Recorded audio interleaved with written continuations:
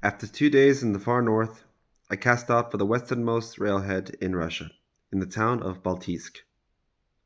The day before, I had visited the Russian portion of the Curonian Spit, and on this day I wanted to visit the Russian portion of the southern breakwater, the Vistula Spit. The officers at the border the Friday before had already mentioned that foreigners were forbidden from visiting Baltyisk. But I successfully purchased a return train ticket and successfully arrived in the town. The goal of arriving at the western railhead had already been reached.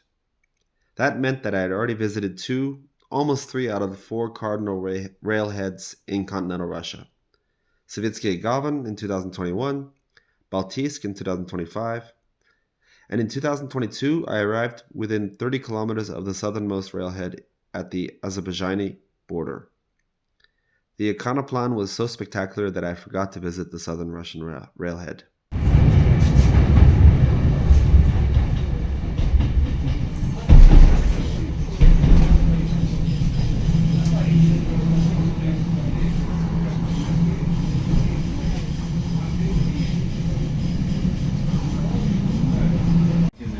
Контролируют высадку и посадку пассажиров.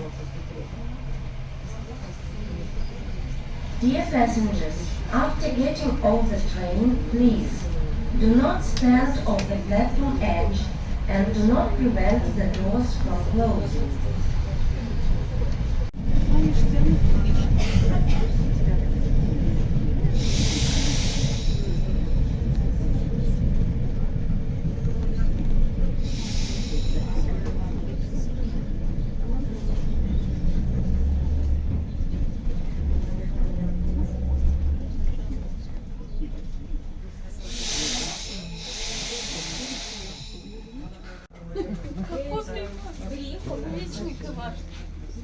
Осторожно, двери закрываются. Следующая остановка — платформа Мечникова. Caution, the doors are closing. The next station is Мечникова. Уважаемые пассажиры, будьте внимательны. Следующая остановка.